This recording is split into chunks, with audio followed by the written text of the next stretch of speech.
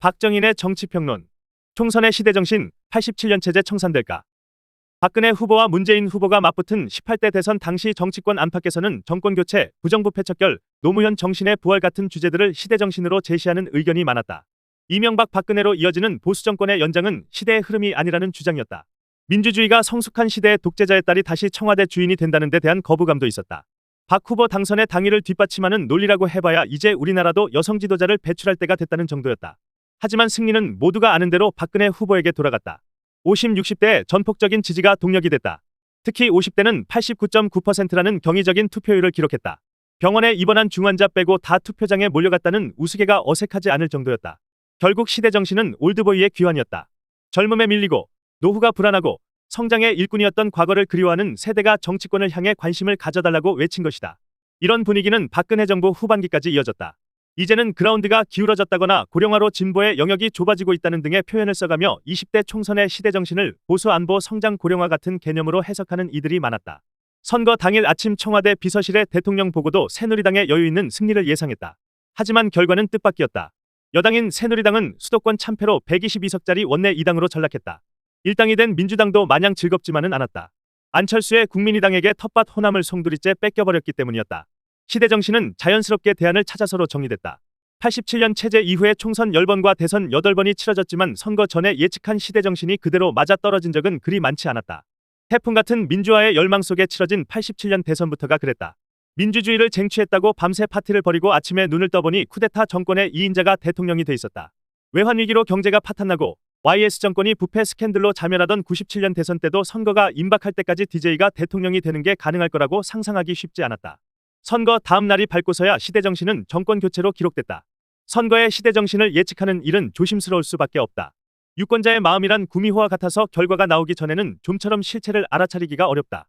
그럼에도 불구하고 번번이 예측에 도전해보는 게 정치인 평론가 언론의 습성이니 총선이 넉 달 남짓 남은 지금 다시 한번 실패할 예측을 시도해본다. 필자가 예측하는 내년 총선의 시대정신은 87년 체제의 퇴장이다. 민주 대 반민주의 대결에서 민주가 승리한 87년 체제로는 더 이상 풀 수 없는 과제가 우리 사회에 너무 많아졌다는 뜻이다. 개발 독재 시절부터 이어온 성장의 고속도로가 끝나고 이제는 험한 산길만 남았다. 그동안 파이가 계속 커졌기 때문에 묵인했던 많은 이슈들을 파이가 줄어들기 시작하면서 꼼꼼히 따져야 하는 상황이 된 것이다. 최장집 고려대 명예교수의 명저, 민주화 이후의 민주주의가 조목조목 지적했듯이 한국 민주주의는 87년 체제를 통해 민주주의 제도의 정착이라는 절차적인 완성을 이뤘지만 그 이후 얼마 못 가 국민의 외면을 받게 됐다. 제도는 안정됐지만 이념적 다양성을 확보하지 못하고 정치인들이 자기 이익 실현에만 몰두한 탓이라고 최 교수는 지적했다. 국가가 풀어야 할 과제도 갈수록 쌓여가고 있다. 가장 심각한 과제가 양극화의 심화이다. 대치동에서는 아이들이 초등학교 때부터 엄마가 모는 포르쉐를 타고 수백만 원짜리 초딩 의대 입시 준비반에 다니는데 전국 곳곳에는 결시가동이 수십만에 이르고 있다. 세계 10위권 경제대국이란 명패가 무색하다. 양극화는 진보 보수 어느 정권도 해결하지 못하고 지금까지 폭탄의 위력만 키워왔다 해도 틀린 말이 아니다. 같은 맥락에서 기회의 균등에 대한 갈증 역시 폭발 일보 직전이다. 기득권과 특권에 대한 인내심이 고갈됐다. 공교롭게도 진보 쪽 조국 전 법무장관 사건이 고갈의 경고등을 켰다. 특권을 하나라도 더 누린 건 집권기간이 긴 보수일 텐데 정작 경고등이 켜진 곳은 민주당이었으니 진보가 억울할 법도 하다. 하지만 국민의힘 윤희숙이 말한 20년 억대 연봉 송영길은 기득권과 특권 이슈가 더 이상 보수만의 아킬레스건이 아니라는 사실을 대변한다. 대중이 기득권은 가라고 외칠 때 구들장 무너지는 소리는 국민의힘과 민주당 양쪽과 심지어는 정의당에서도 들려올 것이다. 사랑도 명예도 이름도 남김없이 한평생 나가자던 뜨거운 맹세는 깨진 지 오래다. 앞서서 나가니 산자여 따르라고 외치며 87년의 기득권 인사들이 스스로 퇴장하는 수밖에 없다. 새로운 사회 이슈들은 과거보다 훨씬 정교한 판단과 정성 담긴 소통을 요구한다. 젊은이와 노인이 앞다퉈 일자리를 원하는데 칼로 두부 자르듯 정책을 내놓을 수는 없다. 청년들 사이에서도 여성과 남성 간 경쟁과 갈등이 증폭되고 있다. 과거에는 언급조차 되지 않았던 성소수자 인권 문제도 휘발성 강한 정치 이슈로 떠올랐다. 노인 복지는 위기를 넘어 재앙을 향해 미끄러지고 있다. 합계 출산율은 인구학자들이 현실에서 불가능하다고 했던 0점대로 접어들었다. 완만하게 아파트 값을 올리면 부동산 정책은 만점이던 시절도 지나갔다. 20, 30대 대부분이 내 집 마련을 포기하는 대신 수입차로 출퇴근하고 해마다 해외여행을 간다. 경제정책의 본질적인 수정이 필요하다. 가라앉는 국가 경쟁력은 정부가 경기부양책 같은 걸 써서 해결할 단계를 지났다. 세계는 이미 애플, 마이크로소프트, 구글, 아마존이 지배하는 시대다. 테슬라의 일론 머스크는 인류를 화성에 보낸다질 않나, 우크라이나 전쟁에 개입하지 않나 분주하기 이를 데 없다. 서울대 법대와 경제학과를 나와 고시에 패스한 경제관료들이 경제를 설계하던 시대를 그리워할 때가 아니다. 굳이 설계하려면 한국에 애플이나 구글을 창업할 인재 양성 방안을 만들었어야 하는데 87년 체제는 너무 낡아서 그럴 생각을 미처 하지 못했다. 사실 87년 체제의 퇴장은 시기적으로 지난해 대선의 시대정신이 되는 게 더 맞았다. 코로나 팬데믹이 세상을 휩쓴 게 오히려 기회였다. 정상 상황에서는 엄두를 낼 수 없던 변화와 혁신이 비상 상황이어서 가능했다.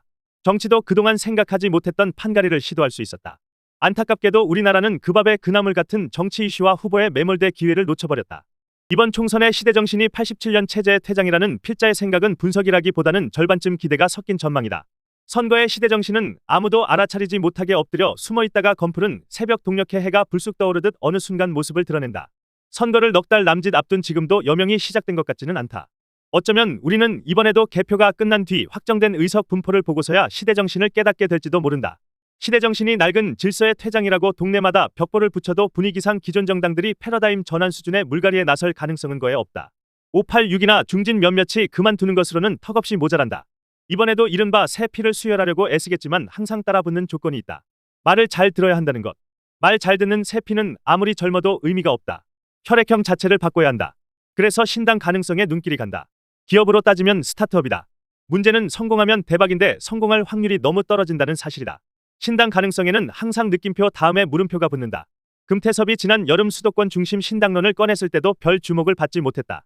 유신본당을 자처한 JP나 민주당 자중질환의 덕을 본 안철수 정도 아니면 신당이 대박을 터뜨리기는 쉽지 않다. 하물며 수도권에서 이번에는 이준석이 신당에 깃발을 올릴 채비에 나섰다. 연말쯤 실행에 옮기는 걸 목표로 발걸음이 바빠졌다. 금태섭 신당보다는 주목도가 높다.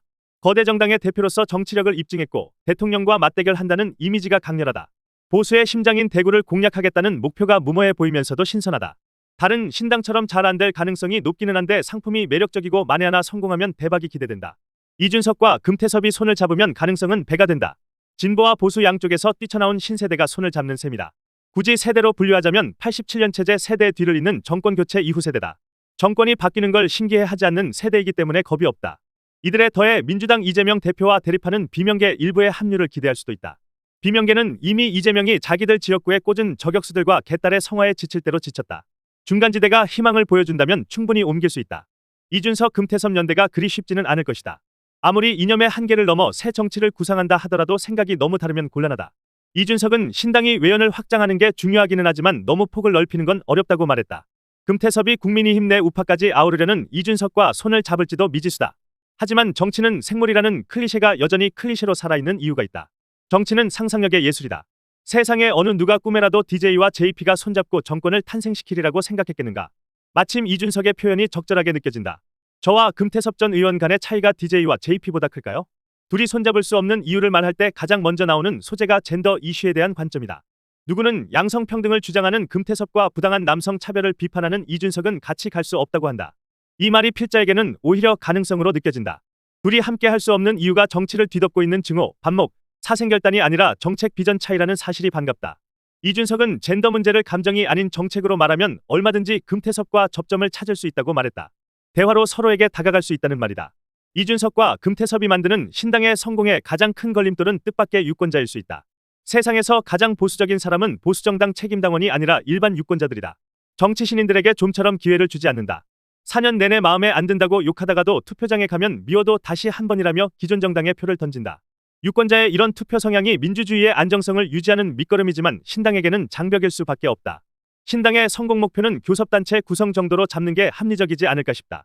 공직선거법을 개정하지 않고 그대로 선거를 치른다면 변수는 비례대표다.